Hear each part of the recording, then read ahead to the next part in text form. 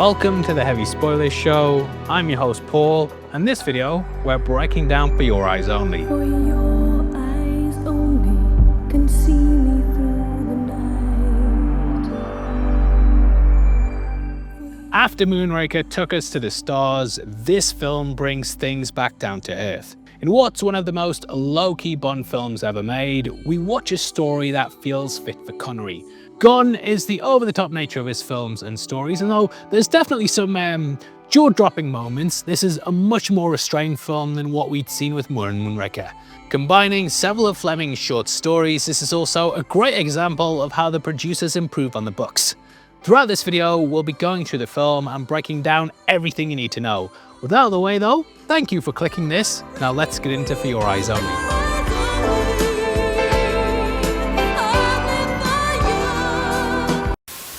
Now, the outline for Your Eyes Only came from an original TV episode that Fleming wrote for CBS. During 1958, Bond was being pushed towards television, with lots of the ideas there eventually making it to the books and films. Namely Thunderball, which caused a hell of a lot of shit. But since the TV show never got off the ground, it was then made into a short story, and this was something that was on the cards ever since The Spy Who Loved Me. Announced at the end of that film, the producers obviously went in a different direction. Now, though Moonraker had been extremely successful, it was also very expensive to make. Heaven's Gate had also nearly bankrupt United Artists, and the recession in the early 80s made the studio put away their wallets. The budgets just weren't there, and thus Eon had to ground things. This cost was reflected across the board with who they were able to hire as well. In these breakdowns, we've often talked about how many times the directors end up coming back, and you'll constantly see people like Guy Hamilton and Lewis Gilbert behind lots and lots of the movies. However, Eon just didn't have the money to pay them this time. Last video, we talked about John Glenn, who edited the film, and in the end, he was hired to direct this. It actually worked out really well, and they had a long-running partnership with Glenn directing every Bond film in the 80s. Michael G. Wilson also stepped up as executive producer. Though he'd worked on a lot of the previous films,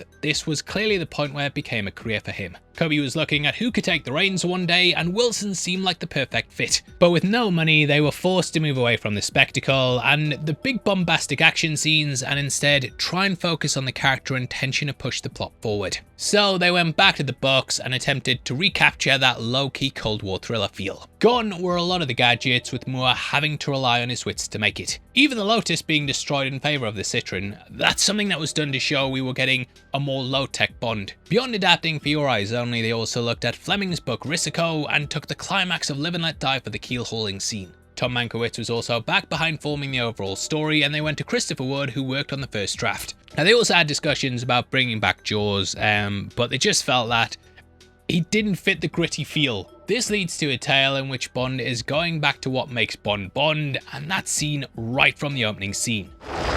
You are now flying remote control airways. Now, in this opening, we get several major ties to Her Majesty's Secret Service. That's seen right from the off, and we watch Bond visiting Tracy's grave. This lists her proper name Teresa and her death year as 1969. This is the year Majesty was released in, and we have the engraving, "We have all the time in the world," which is of course a callback to this. We have all the time in the world. Overall, I just think it's a nice little nod to what's come before, and a way to remind us, yes, this is the same character, it's the same man. Her death was of course caused by Blofeld, and that's sort of who we meet here in just a bit, but it's a bit more complicated. Your office called. They're sending a helicopter to pick you up. Some sort of emergency. It usually is. Getting told there's something serious going down at MI6, he's picked up in a Universal Exports helicopter. This is of course the front that MI6 use. And wait, why is that priest doing a cross symbol? Well, I'm right aren't I? Turns out this is a not Blofeld death trap, and the villain is sending Bond to the Mile Die Club. Goodbye, Mr. Bond. I trust you had a pleasant fright. Alright mate, mine was better. Now, in case you don't know, Eon had been going through lawsuit after lawsuit over the ownership of Blofeld for decades. Though Fleming had sold them the rights, they were eventually given to Kevin McClory due to his work on Thunderball. At the time, he was in the midst of getting things in place for Never Say Never Again, so technically Eon don't have the rights to Blofeld in the scene, so he'll forever be known as No Feld, at least on this channel. John Glenn was of course asked about the villain's identity, and he said he just let people use their imaginations and come to their own conclusions. But yeah, when he's in a Nehru jacket with with a white cat and he's got a neck injury, like the end of Majesty's. I think we know who it is. It fooled me, we can't get fooled again. After finally getting the rights back to Spectre, Eon confirmed officially that this was in fact Blofeld, which everyone was of course shocked about. I can't believe it. Now, they originally did write the name in the script and even approached Telly Savalas about returning for the role. However, he ended up declining, so they just used a double instead, with longtime franchise voice actor Robert Rietti dubbing him. There was actually a different voice used in the trailer, but they got the guy back for the main role. Good afternoon, Mr. Bond. You are now flying under remote control. Good afternoon, Mr. Bond. But yeah, the character is unnamed in the credits, and the death scene was apparently done as a statement. Cubby said he wanted to show McClory that they didn't need the character and they could make Bond movies with or without the villain. I am actually planning on doing a Battle of the Bonds video next, where we'll talk about things with Never Say Never Again before then going on to Octopussy. But this was when their rivalry was about to hit fever pitch, with competing studios putting out their own Bond film in the same year. To make matters worse, Roger Moore was basically Schrodinger's Bond at this point. Originally, he'd signed a 3-film contract which ended with The Spy Who Loved Me. They of course got him back for Moonraker, but he was very much working on a film-by-film basis. And yeah, obviously, you know, when you're renegotiating off the back of the biggest Bond ever, a pay rise is obviously expected. But Eon were considering other options. The main reason that they opened at Tracy's grave was to link this back to the other Bonds. However, in doing this, it would also allow them to do a soft reboot with a brand new actor, all while keeping in place the continuity. So yeah, even though Moore did come back, yeah, there were lots of other candidates. Along with Sam Neill, this included a young Timothy Dalton who said he didn't like the way the series was going and thus turned down the role. But he will return. Cassandra Harris was also cast in the film as well, and she just so happened to be married to Pierce Brosnan. Brosnan actually visited the set, and Cubby did a little mental note to put him down as a potential future Bond. According to the legends, Cubby even joked that Brosnan could play Bond one day, and he kept his golden eye on the actor. Hey, thank you. They of course kept Moore because he was just giving them constant wins, but yeah, there was definitely the idea they were looking at other options. Either way, the opening is very, very 80s, which I think is due to the score by Bill Conti. I have gone back and forth on this throughout the decades, and though I think he's composed the best gun barrel there ever is, there's also bits of the movie that I think have aged quite badly. Barry's scores often feel timeless, but I think this one really dates the film.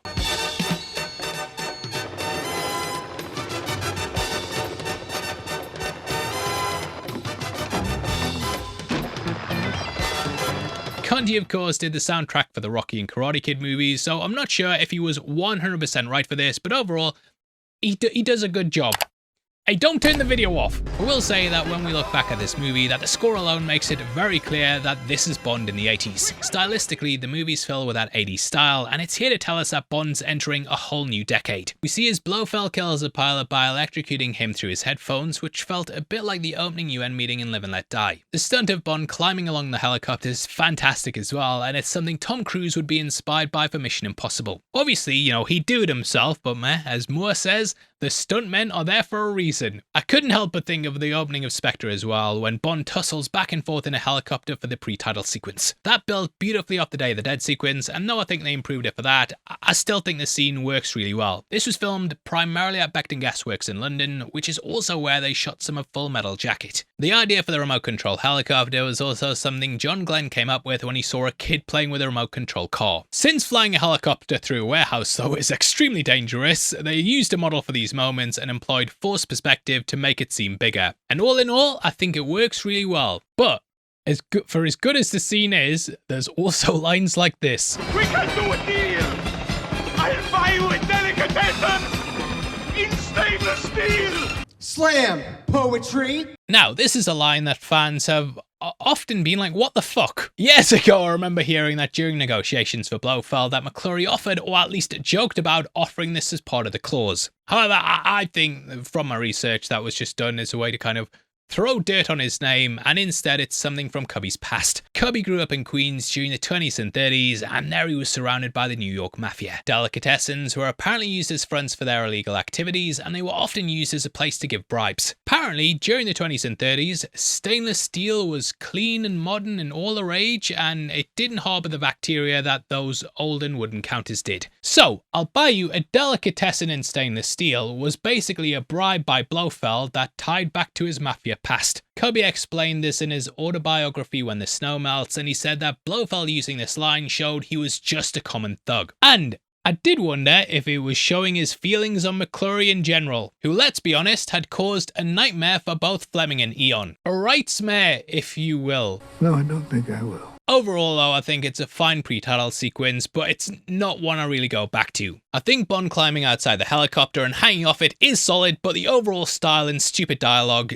just knock it down a bit for me. But this was really important to the franchise at the time. It brought a close to the Blofeld storyline and put an end to something that had started with Connery. It starts off with Tracy's grave, and then we close the scene with Bond killing the man who killed her while giving McClory the finger in the process. We end the scene with Bond dropping Blofeld down a chimney, and that's put an end to the villain for now. Now, though people have said it's a pointless way to open the movie, I actually think it sets up the themes of the film. Here we have a man who saw a person he loved murdered in front of him, and now he's finally got revenge. Now that takes us into the theme song, marking the first time so far that a Bond singer has appeared in the title sequence. Sheena Easton was so hot right now at the time, and she'd start a professional and potentially personal relationship with Prince, with them both being on the mega hit You've Got the Look. But yeah, she was really making waves during the 80s, and Maurice Binder absolutely loved her look. He had the look, she had the look, you could say. He thought she'd be perfect to perform the song in the title sequence itself and would fit in nicely with the naked models we often see. However, she wasn't actually the first choice for the film. Bill Conti and Michael Leeson wrote and composed the song and originally gave it to Debbie Harry. However, she said that if they wanted her, they had to have her band as well, and that the song would be under Blondie.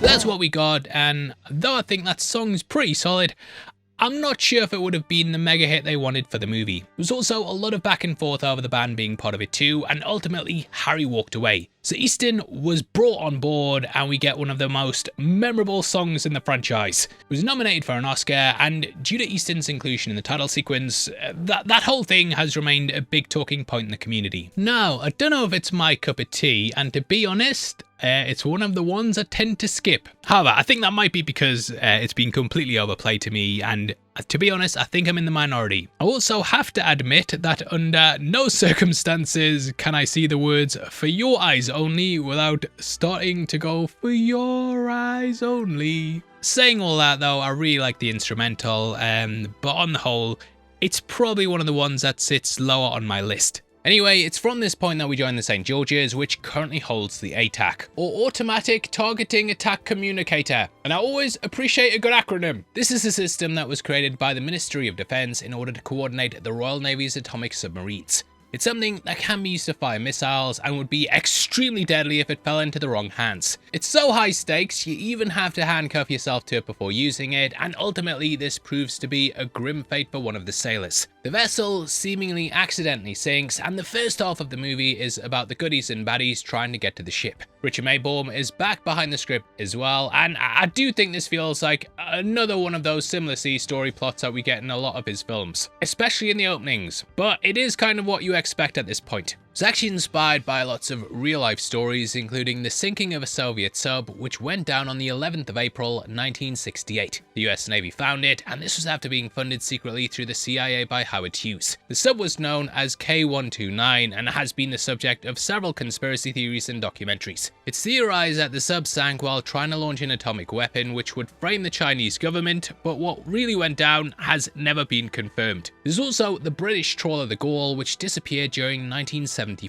This sunk and was suspected to be a spy ship. 40 years passed until it was found, and it was proven to just have sunk because of bad weather. But yeah, in the 80s, big talking point. There was also the German trawler Krebs, which was recovered during the war. This held code books for the Enigma machine, and it was a vital part in beating the Germans. There were also 2 British destroyers which were sunk off the Albanian coast in 1946 after colliding with mines from the war that were left out in the ocean. It all comes together for this, and is such a great way to kick things off. I do like as well how it starts off looking like your typical crummy fishing vessel, but behind closed doors, it's very state of the art. The mine then strikes, and it's quite harrowing seeing all the crew die along with the guy handcuffed to the desk. It's gritty. We then see as the defense minister's alerted and also cut to the Kremlin to see everyone's favorite Russian back on the old red phone. Gogol, you son of a bitch! Mrs. Rubelvich is there too, and after seeing the pair in bed together last time, we see that there hasn't been any stalling when it comes to Putin,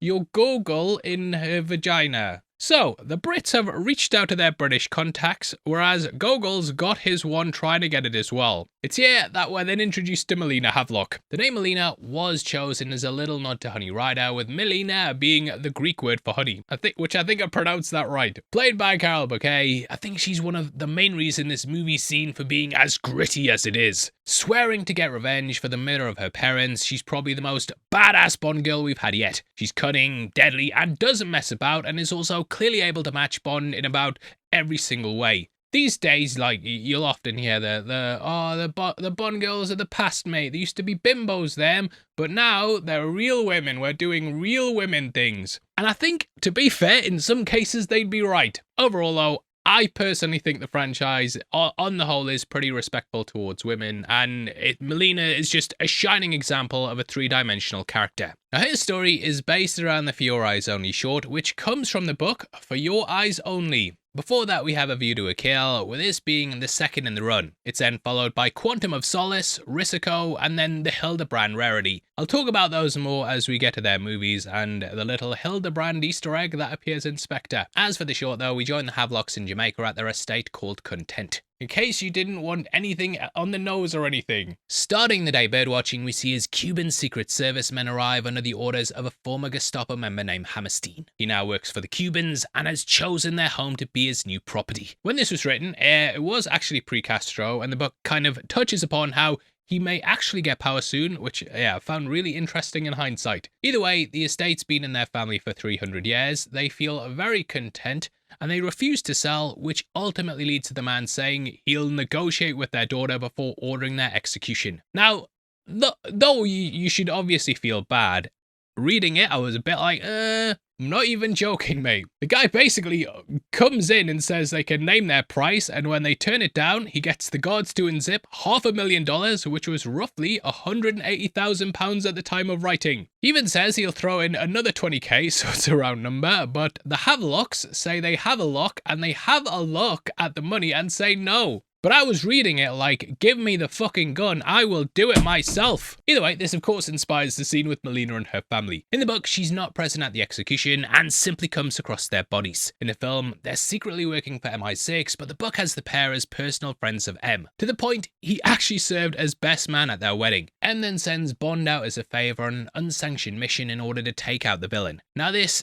is sadly quite ironic, as it's one of the only times that M sends Bond out on a mission as a favour, and M isn't featured in the movie. But in the book, M wonders if he's passing judgment on Hammerstein's evil act, or if he's simply out for revenge. So he lets Bond decide. The agent says he believes in an eye for an eye, which is kind of an opposite to the anti-revenge Bond that we get in the movie. But Bond heads off to Canada to find an estate the baddie's staying at, and he plans to snipe him from the woods. He's helped by the Canadian police force, who are doing it strictly off the books as well. Neither side out and out say what he's there for, but it's clear that both view Hammerstein as someone to get rid of. Now, I'm someone who absolutely adores sniper stories, and this one doesn't disappoint. Bond has to make his way through miles of forest, and I was just gripped by him tracking his way through the landscape. He stains his skin with walnut oil so he blends into the forest better and finally catches up with the villain. I'll talk about the rest more in just a bit, but it really plays into the soul assassin motif that puts you in Bond's mind as he works through a job like this. For the film, we see the Havelocks have been tasked with finding the Georges and meet them through Melina, who's been dropped off to reunite with them. That is by pilot Hector Gonzalez, who's also been hired to murder the family. Now,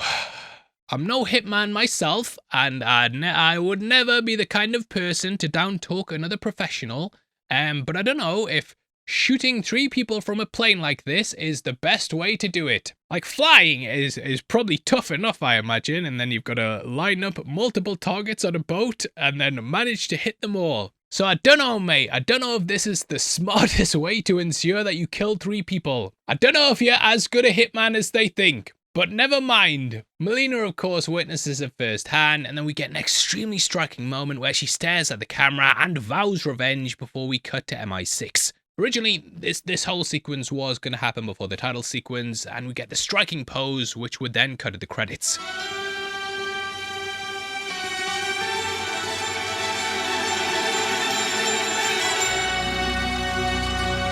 Sadly, Bernard Lee passed away in 1981 in the year of the film's release. Having appeared as M for 11 films, he'd cemented himself as the character. All of his scenes were written, and filming started in September 1980. They were waiting to get to his scenes when he was admitted to hospital in November of the same year. There, he was diagnosed with stomach cancer and passed away January 16th of the following year. And his absence is definitely felt here. Rather than recasting, Eon decided to be respectful and say that he was simply away for now.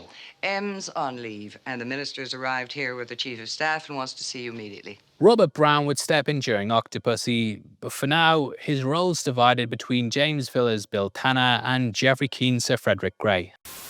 Now, Tanner comes from the books, and he's often cited as Bond's best friend. He becomes a recurring character down the line, with him always sort of being the second in command to Bond. Over the years, he's popped up in GoldenEye and the Craig films, and I'd actually totally forgot that he'd showed up in Moore's ones too. We also get Bond tossing a trilby onto a coat hanger before he meets Moneypenny. This was a first for Moore, and the last time this happened was in Majesty's. It was obviously a signature of Connery's run, but it's nice to see Bond back doing it. Told about ATAC and the Havelocks, we then get the For Your Eyes Only file. He said it! He said it! Bond then travels out on the mission. Now, though Lotus didn't partner up with Eon for Moonraker, they made it up with this film. Here we get the Lotus turbocharged Esprit, which I believe is the S3. That's the car I'm with today, with it being one of those timeless sports cars that still looks great now. Now in the book, Bond eventually arrives at Hammerstein's estate, which is located across Echo Lake. The sound from the party carries across the water, and Bond worries if the sound on his side will carry across to them as well. So he has to remain extra quiet, and it's here that he comes across the Havelock's daughter, who is called Judy in the source material. It's kind of similar to the scene in Goldfinger though, where Bond comes across Tilly with a rifle in the woods, except here, Judy has the upper hand. Her first words are "move an inch and I'll kill you," and she manages to get the drop on Bond. He turns around to see her standing with a bow and arrow, and it's a great entrance for the character. And it's something that just so also happens to be the cover of the book here. Judy wants to shoot Hammerstein as he dives into the swimming pool, and the pair work together from afar to take out him, the Cuban Gonzalez, and both of the hitmen. For the film, Bond sneaks into the party to the cheesiest 80s music ever.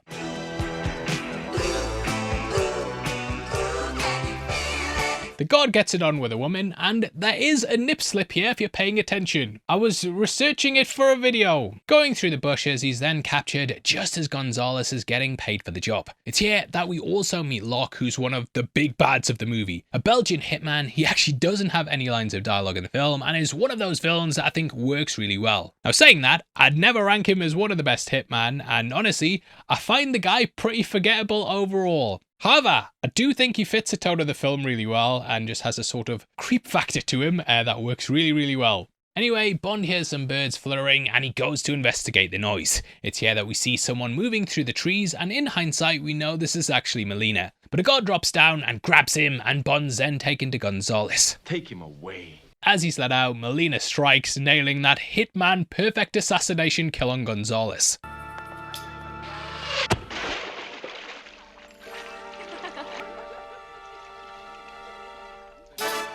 Such a great moment, and you don't even really know yourself what's happened, but Bond manages to escape in the confusion, using a bloody umbrella as well. It's here that he comes across Melina in the woods, who shoots the guards pursuing him and gets a great reveal with her pulling the hat off.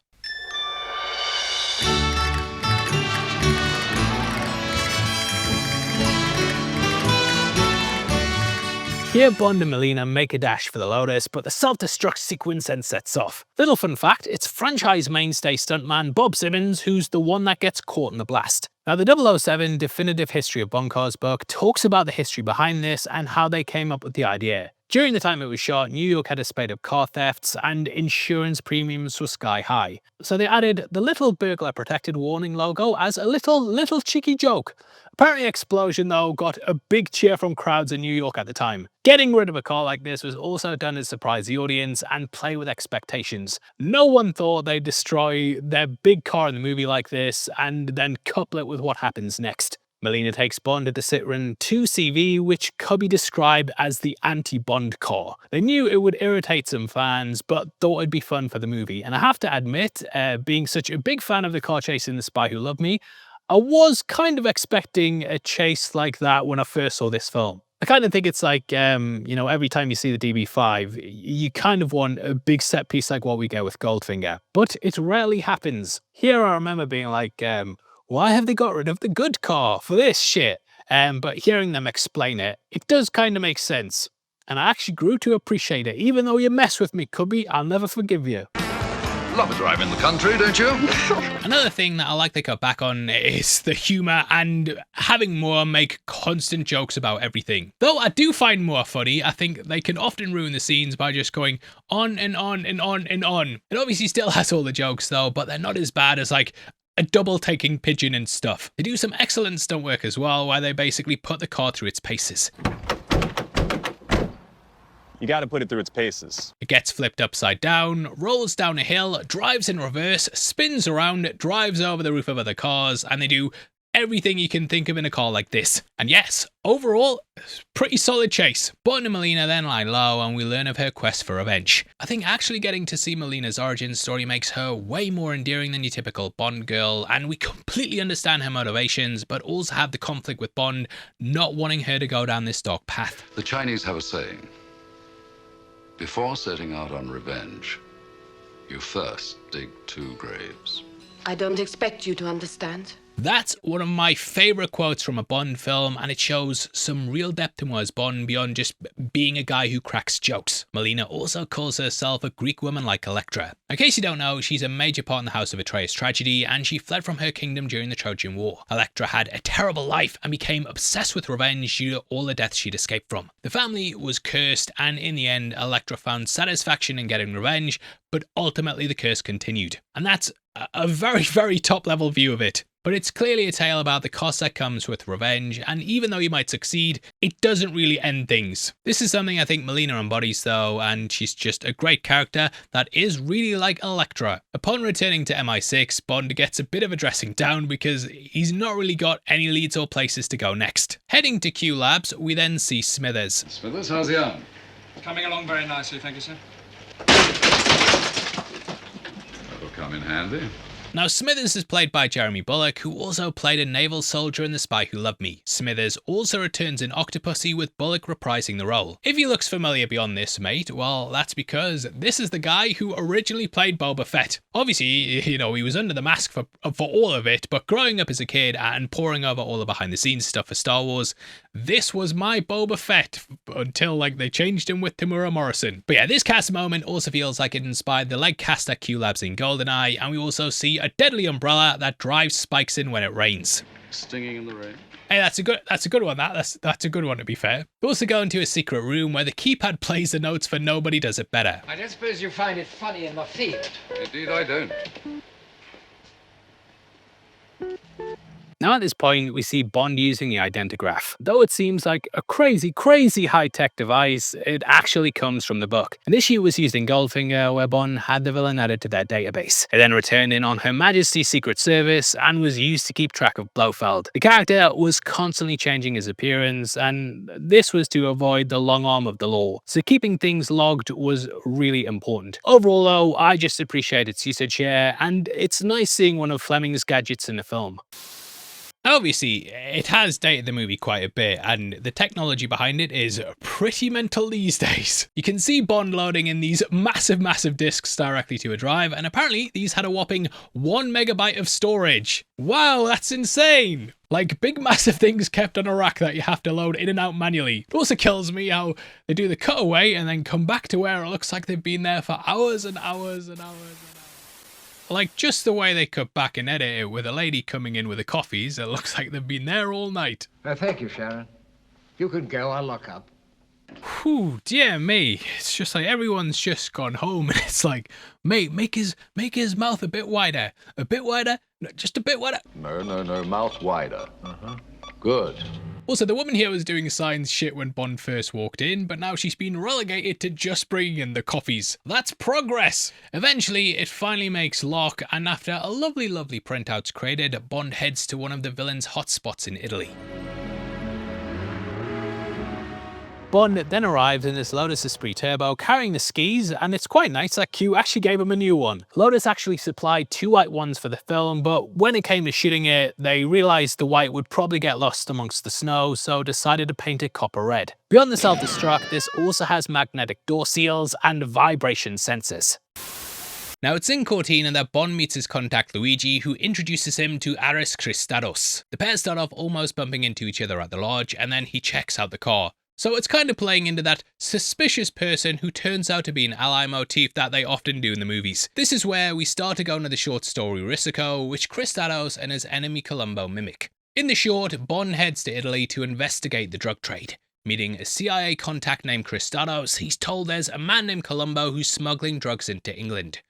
Just one more thing. It turns out that Christados isn't exactly the angel that he claims to be. Bond is captured by Columbo in a scene that's later adapted into the dinner. In the book, it happens at a restaurant, but it pretty much plays out exactly the same way, with Bond being told about Columbo as he sits at a table. Upon being taken aboard Columbo's ship, the Columbina, he's told Christados is actually the one behind the drug ring. Backed by the Russians, Christados wanted Bond to take out his rival for him. Bond and Columbo then attack his warehouse as they're loading drugs onto his boat and ultimately take down the villain. But for the movie, a message from Luigi is written on Bond's mirror, which is revealed through steam, and he meets him on top of a cliffside. Taken to Christados, he's played by Julian Glover. If the actor looks familiar, then you've probably seen him in The Empire Strikes Back, Indiana Jones and The Last Crusade, and also as a maester in Game of Thrones. In the film, we also meet the protege figure skater Bibi Doll, which sounds like Baby Doll.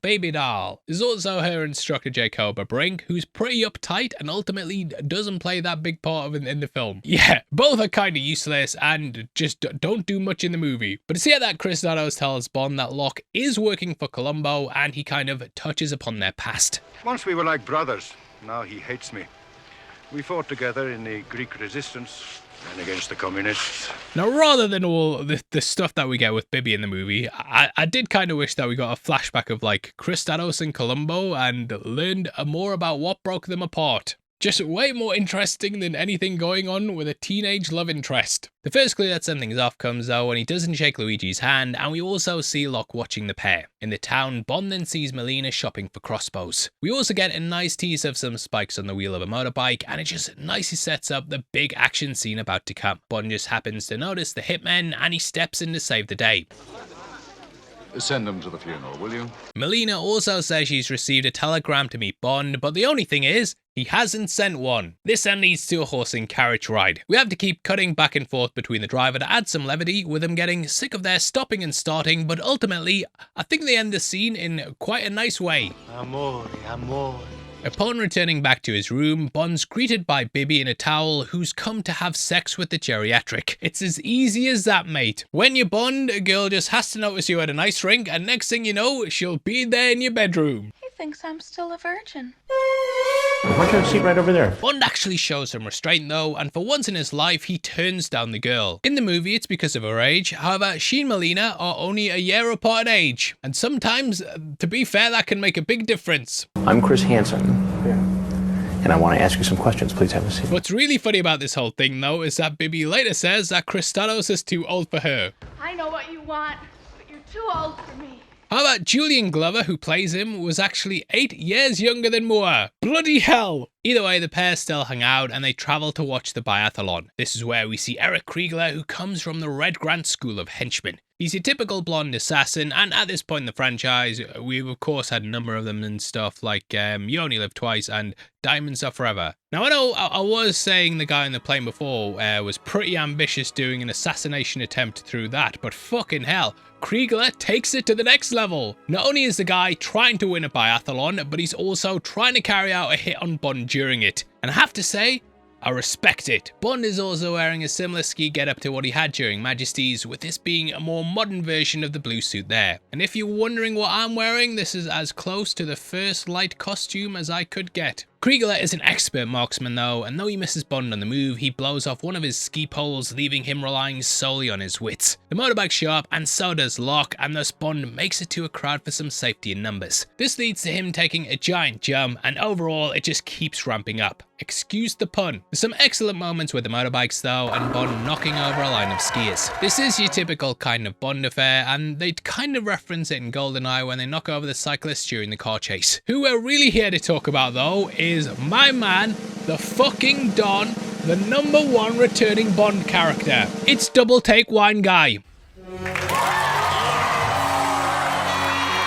Having featured in The Spy Who Loved Me and also Moonraker, he returns with another wine in hand to look in awe as Bond is chased through the mountains. Ultimately, this would be his last appearance, and I'd like to raise a little glass of wine to my man, Double Take Wine Guy. And it's hard at the end of the day. Also, he's in for like a split second instead of getting the longer look at the bottle that we normally get. And I did wonder if we just had a quick shot, because this movie is the gritty one. It's the gritty one! Bob also goes down a bobsleigh chute, and they keep the stunts nail-biting throughout as they constantly go back and forth between different things. The bobsleigh especially is a next level stunt, as the speed the guy's going at is absolutely insane. Unfortunately, this stunt wasn't without an accident though, and 23-year-old stuntman Paolo Rigone was killed when he became trapped under the bobsleigh. This was on the final day of filming, and it tragically leaves a sour note over the movie. Just a week before, a bobsleigh driver named James Morgan also died on this exact same track. This led to safety regulations coming into place that meant this track was shortened going forward due to both deaths occurring during roughly the same time. But it's a great escape, and we close with Kriegler throwing his broken rifle and bike at Bond in a desperate attempt to take him out. But Bond survives. On the night, he then goes out to see Bibby to bid her farewell at the ice rink. Now, I think one of my big issues with the film is just, in case you can't guess, just how pointless that Bibby is. Ultimately, she adds nothing to the movie, and I do think is one of the weaker characters from Moore's run. And that's not slagging off the actress if you're watching this. You did fantastic as a crazy teenager who just wants to shag everything in sight. I'll fuck anything that moves! But yeah, every time I come back to this movie, I'm like, oh, it's the one with the annoying teenager. She doesn't give much information on Kriegler and isn't really much of a romantic interest, so I always wonder, like, why they dedicated so much time to her. This scene also leads to another pretty goofy assassination attempt as 3 hitmen in ice hockey gear arrive to beat the puck out of Bond. He keeps dumping them in the goal, and we cut at the scoreboard, which obviously has to keep going up. It's really stupid, and I think you could cut this whole thing and you wouldn't miss anything from the movie. I thought this was the gritty one! What follows is Bond going to his car to see Luigi's had his throat cut, and personally, I would have throat cut to this right after the chase. I just think Bond getting away and then having him march to the car to find Luigi there dead would keep the tension high and make you realise that the walls are closing in. Having this scene in between though just really sours this part of the movie for me, and ultimately does feel like a low point. Bond also finds a dove pin on Luigi, with that being Columbo's nickname. So he heads to Corfu, which is when he meets back up with Melina. Now, if you love Bond as much as we do, then why not check out our merch store below the video. There we have our Kira-inspired t-shirt that riffs off the poster for that movie, with a bit of a Bond flavour. We also have our partners at Anthony Sinclair who help you look and feel like Bond. Not only do they have their 6 decades of Bond collection, but they also have a range of Thunderball Camp Coloured inspired shirts. This is along with their Cool Ray sunglasses, which will help you complete the look. We've got an affiliate link below if you want to pick those up, and yeah, it all helps videos like this get made, so thank you. Anyway, Melina has a headscarf that makes her look a lot like Elektra from the legends of old, and she takes Bond for a tour of the city. That night, we kind of get the moments from Risiko, with Bond heading out to a casino. Here he meets Kristatos, and he shows Bond Columbo and his mistress Countess Liesel von Schlaff. Bond spots the dove pin as the pair begin to argue, and the agent seizes the chance to escort her home. As we learn, Columbo's bugged Bond and Kristatos' table so he can listen back to their conversation. And look, mate, look how friendly he looks. No way this guy's a villain. That's your first clue. We put it in a notebook, and now what do we do? But yeah, I think it's a great bit of storytelling how Kristatos is playing Bond to look at Columbo, while Columbo's actually playing them both and spying on the pair as well. Even faking the argument with the Countess. I'm not sure how surprising this was at the time, because I did check out the theatrical trailer and they give away the twist there that Kristatos is the villain, but yeah, If you didn't know that, I think it works well. Anyway, that night Kristatos' driver takes him to the Countess's home and Bond decides to spend the night. Her accent slips and we get the reveal that she's from Liverpool and has been tasked with spying on Bond. The pair get it on, even with my terrible accent there, and they have a stroll on the beach the next day, which is when they're ambushed by Locke. Another clue here is the fact that Kristatos sent his driver and thus knew where the Countess lived. The whole movie, they've said Locke is Columbo's assassin, but this is when the penny kind of drops. He runs Liesl down in a beach buggy and then one of his henchmen hold up Bond. Wait, is that Charles Dance? Oh, Charles, I'm so glad you're here, mate. You're a phenomenal actor. You're gonna be fantastic in this film. Never mind. Some more goons then show up with doves and they capture Bond and take him to Columbo. At this point, he tells Bond the truth and kind of comes across as a Draco type character. I smuggle gold, diamond, cigarettes, pistachio nuts, but no heroin. Sit down. Draco is one of my favourite characters in the entire run, and I loved seeing echoes of him in Columbo. There's actually lots of nods to Majesty in this movie, with us getting drug lords, countesses meeting Bond at the baccarat table, and even Melina being half English and half Greek is sort of like how Tracy was half English and half Italian. If we're reaching. The bobsled as well was also a big part of the chase in that movie, and we have a crime syndicate going up a mountain to take down a baddie. So very, very similar. But yeah, Bond has been played like a damn fiddle, and though Columbo's a smuggler, he's not in the drugs trade. He reveals that though Kristatos was awarded medals by England, he was actually a double agent working for the KGB. They've called on him again, and he's now been tasked with retrieving the ATAC. In a moment that's ripped right out of Risico, Bond, Columbo and his gang then raid a late night shipment. It leads to a shootout and ultimately Bond uncovers Kristatos is smuggling drugs. Locke also detonates a mine, confirming it was him who sank the Georges. Also, I don't know why they've been so desperate to find the boat, because like, surely if they left the mine, they'd have a rough idea of where it is. But ultimately, you've just got to go with it. Bond ultimately chases Locke out the base to a cliffside, which gives us one of the coldest kills in Moore's entire run. You left this with Ferrara, I believe.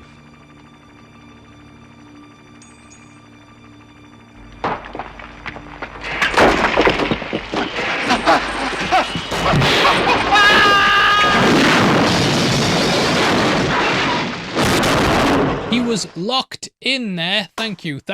Nah, but for as badass as this is, Moore apparently hated it and thought it was Bond-like, but not Roger Moore Bond-like. Wilson even said Moore had to be convinced on it and that they kept working through different variations of the scene. Ultimately though, Moore relented and accepted that this was the best way to handle it. Had no head for heights. Feel like it also gets a little nod in No Time to Die when Bond lets the car crush that guy that keeps calling him brother. The gang then go excavating underwater ruins for the ATAC, and these were apparently just set dressing, but I always remember as a kid thinking they discovered Atlantis or something. And to be fair, I was an idiot. Young man, go to the dunce box. Filmed mostly at the Bahamas, this was done mainly because of the water clarity in the area. Doubles had to be used though because Carol Bouquet had sinus issues so bad that it made it near impossible for her to dive or remain underwater. So the close-up shots of the actors were actually shot on a soundstage and then made to look underwater through effects in post-production. It's one of those things that I think I've probably known for as long as I can remember, and I really did wonder if I'd even notice if I didn't already know. Because yeah, I think it looks solid. Upon returning to the boat, they then figure out another site and travel out there in a mini Neptune sub. It's here they finally come across the Georges and the pair travel inside. There's sharks and a pretty tense atmosphere as they navigate the dead crew. Feels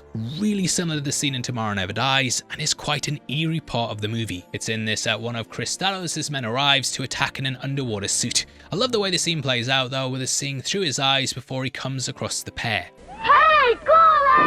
Oh yeah! They leave the sound of his breathing in the back as well, and the whole thing's like something ripped out of a horror movie. But Bond wins by grabbing the self-destruct device from the ATAC and then sticking it to the back of the suit. I was going to do a joke about how Bond was under pressure, but I didn't think that it would go down well.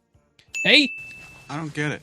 Although they make it back to their sub, the pair are attacked by another creepy underwater vessel called the Mantis with a a creepy nerd tapping away at buttons inside. Bond comes out on top, but upon reaching the ship, they're captured by Kristalos' men. Thank you, Mr. Bond. That's when we get the scene ripped right out of the climax of Live and Let Die. In that, both Bond and Solitaire are dragged over Coral naked, which Mr. Big says will tear them apart. The sharks will then come in and feast, and Big will have the satisfaction of watching them die horrifically painful deaths. Bond actually thinks he'll try and maneuver himself so he takes the brunt of the cuts, and that he'll also put his weight on Solitaire so she drowns and is spared the agony of being eaten alive, which is very dark. How they get out of it in the book is that Bond's actually placed a limpet mine on Big's ship the night before, and this has a delayed detonation which just so happens to explode as they're being dragged towards the coral. They initially do hit it and then the sharks come in, but the pair are able to stay safe from it as that's surrounding them and basically creating a protective barrier. The sharks then feast on the cruise ship, including Mr. Big, and that's how the villains defeated. For the movie, Bond and Melina manage to cut the rope on a rock as the boat slows down to turn and go back over the coral. Sharks surround them and Bond has to take his time cutting through it every time the boat slows down, and it's every bit as tense as the book. One of Kristalos' men even falls in the water and gets eaten by a shark, and it's very clear that villain doesn't give a shit.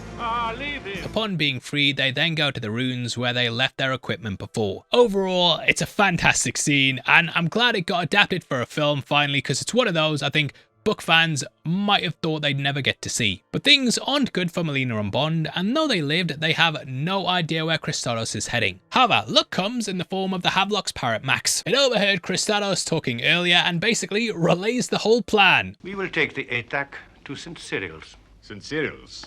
I tried to St. Cyril's. Now look, any other movie where a parrot is relaying the villain's plans, it would have been the goofiest shit you've ever seen, but in this film, I don't think it's too bad. It's the gritty movie where Moore gets his plans from a parrot. It's gritty. Anyway, Bond heads to meet Q, who's in disguise, and I love this whole confession booth thing they do here. Bond, Melina, Columbo and his men then head out dressed as monks as they arrive at the real-life monastery of the Holy Trinity. Located in Meteora, this actually caused a lot of issues with the production. A Greek bishop was paid to allow filming at the monasteries, but a lot of monks weren't informed about this and were very angry that the team basically rolled into their monastery. They didn't like the death and violence associated with Bond, and even though Moore said he'd once been a saint, it didn't go down well. So a trial was held at the Grecian Supreme Court about the ordeal. In it, it was decided that the exteriors and surrounding landscape belonged to the government, so filming was totally fine. However, the monks wouldn't allow them inside, and they actually shut the doors and remained there in protest. They tried to sabotage the film in very passive-aggressive ways and covered the area in flags, dropped oil drums about so they couldn't land helicopters, and even hung their washing out the windows to ruin shots. Not even Bond could stop them. So in order to get around this, the production team used matte paintings and built a monastery set at Pinewood. I really don't think you'd be able to tell though, and it's one of the best action scenes in Moore's run. Columbo points out the direction to head in, and it all feels very, very video gamey, but in a good way. Then you'll have to make towards the shed on the left, which houses the basket and the electronic winch. Climbing the cliffside, this would also obviously go on to influence the opening of Mission Impossible 2. Hunt does it without the harness because he's a fucking madman, but I actually like that they kept it in here because they can do a lot more with it. For example, that bit where Bond's kicked off the edge and we see him falling quite a height, that's way more nail-biting to me than him simply just climbing it successfully without any of that bloody PC, bloody health and safety stuff. Plus, they have a guy constantly coming down and kicking off his hooks while Bond races against the clock to get to the top. And it just all works really, really well. Now, the person who performed this is none other than Rick Sylvester, who also performed the ski jump in the opening of The Spy Who Loved Me. Not only was it ridiculously high here, there was also the fact that the fall could cause a fatal jerk as the rope snapped back when he hit the bottom. So special effects supervisor Derek Meddings developed a system where things would slow as Sylvester got to the end of the rope, and in this it would lessen the force created by the sudden stop. Bond then uses his shoelaces to climb back up the rope, which is about as low-tech as you can get. According to IMDb trivia, this was invented by Austrian mountaineer Karl Pruisk and is known as the Pruisk knot. But it fits in really well with this movie and highlights how he's constantly on the bones of his arse. At the monastery, we see as Kristalos goes to Bibi, who stands up to him before getting bitch slapped. She kinda adds nothing to it and sort of just distracts the goodies from infiltrating the hideout. We get more close calls with the gods trying to kill Bond as well, but he uses a throwing knife to take them out, which I feel, along with their usage in Octopussy, kind of sets the stage for things with the GoldenEye game. He also drops a wicker basket down so they can be pulled up, and I certainly would not be getting in that, mate, but if you want to go that way, go it. Eventually they make their way through the compound though, before crashing into Bibby's room, and Bond goes against Kriegler. Bibby gets bitch slapped again, and Bond kicks Kriegler out a window, leading to him falling to his death. While this is going on, we also have Gogol flying to the base, and it kind of adds a ticking clock to them getting the ATAC. Overall, it's a really strong final act that doesn't rely on some of the big massive set pieces that they'd been utilizing in the past. Obviously, you know, I love Ken Adams, mate. I will never slag Ken Adams off. We do not take Ken Adams slander here. But the villains' bases had been getting bigger and bigger and bigger and bigger. And this just feels way more grounded, even though it's up a massive cliff. But obviously, you know, this place really exists and it fits in with the more grounded tone. It's gritty. As for Chris Stados, it all ends with him racing to Gogol with the ATAC, which leads to Melina having him held at crossbow point. Bond tells her there's another way and that doing this will just lead down a dark path. He eventually relents and goes to let her do it, but Columbo kills the villain for her, and thus her hands aren't bloodied further on her quest for revenge. Now, I do know that some people have a problem with this, as they think Melina should have got revenge herself. Your mileage is going to vary, but I think an assassin like Bond delaying her from going down this route works with Moore's take, because he's not really a hardened killer. Whereas Connery would have been like, fuckish. Gogol then arrives to take the ATAC, and we get another great Bond moment. This technology is extremely dangerous, no matter who has it, and thus he tosses it off the edge of the cliff. And I love Gogol's reaction. You don't have it, I don't have it.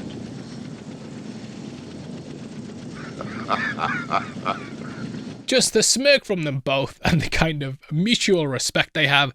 Yeah, great all around, and I think Gogol at this point might be my favourite returning character. Columbo then gets nursed by Bibby, and that little wink from him makes me think he might have a happy ending with how things have turned out. And reading the film notes, it turns out that the character was supposed to be 16, We then end with Bond and Melina back on her parents' boat where they got murdered, and the pair go out for a late night swim to get it on. For your eyes only, darling. He said it! He said it! As with a lot of Moore's movies though, some head of states are calling in to congratulate him. Bond's left his communicator on the boat with the parrot, and Q manages to patch none other than the Prime Minister on the line. Q, a Margaret Thatcher look-alike, along with her husband talking to the parrot. Give us a kiss. Give us a kiss. Oh, well, really, Mr. Bond. He can shag anyone, that lad. Just kill me that. And yeah, though I'm from a household where Thatcher wasn't that popular, let's say that, I do find this ending quite funny. Thatcher actually brought in tax breaks for the film industry, so it was much cheaper to shoot in the UK, so I did wonder if this was a sort of tribute to her, because yeah, the studio saved a lot of money thanks to her new rules. They even bring in her husband Dennis as well, who was sort of a celebrity at the time. The movie then ends with the bird tossing the watch into the sea and us getting an underwater swim as the credits begin to roll. So I am joined by Phil, who you guys might know from the 007 GB Club. I met you at Cue the Music recently. You are now living out in the good old US of A. Congratulations as well, because you've just had a child. So you're going back through fatherhood again. But you took time out of all the busy schedule to come talk to us today. So I really appreciate your time. The first question that we normally have is, do you remember when you first saw For Your Eyes Only for the first time? I do. Yes, it was with my grandfather.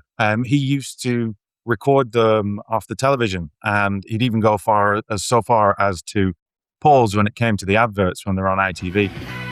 For your eyes only, darling. Next Wednesday on TV, ITV. And when I would go to those in the school holidays, he would have these recorded from the television. And that was his method of childcare, which I approve of. This is kind of one of those films that's seen as Moore's gritty film. I have rewatched it obviously for this video. I don't know if it's because of Daniel Craig's run and kind of what we had with Timothy Dalton. Looking back, I don't personally see it as being that gritty, but I guess you kind of have much more of an insight to that and kind of how it's came across. How do you see this film? I definitely think it is a more serious Roger Moore film. So rather than say, I wouldn't describe it necessarily as gritty. I'd say it's one of his more serious ones. I mean, you're talking about 1981. So compare something from 1981 that was sort of mainstream family-ish entertainment. It's not going to be as gritty as something from the 2020s, 2010s. I think that kicks off straight away with him at the graveside of Tracy, which is obviously a link back to On Her Majesty's Secret Service. Yeah, I like that the opening kind of brings things full circle. We start off with a guy who had his wife murdered by someone who he gets revenge on, and then you kind of tie that in with Melina's story as well, and she's getting revenge for the death of people that she loved. And I think it works really well thematically. How does this rank for you amongst the other Moore films? And just in general, like, what are your feelings around Moore? I know obviously the 007 GB Club is a massive supporter of UNICEF, which was very close to Roger Moore's heart. He was an incredible ambassador for that. So how does this kind of film rank in your life, in a Bond fan's life in general? I've always enjoyed this film. I've always enjoyed it. I'm not a huge fan of the opening bit with Blofeld and the delicatessen and the chimney. I feel that takes too much of a comedic tone.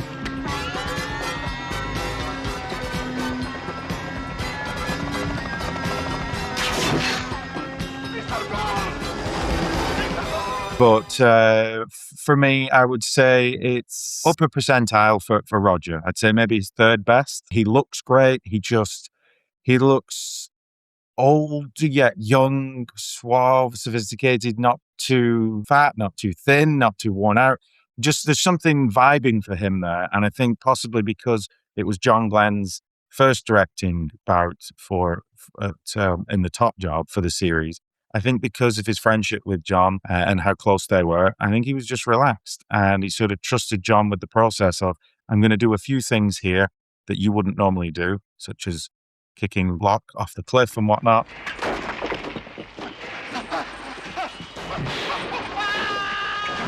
Of course, promising Roger it would never be in the final film and just do it for me, John, and then it is anyway. Had no head for heights. Yeah, I didn't like it that much over the years, but then today especially I've grown to really appreciate it. I don't think it has the strongest start, and I think it kind of drags up to the ice hockey bit where they go to the ice rink and he's kind of fighting with the people and pushing them in the goal and stuff.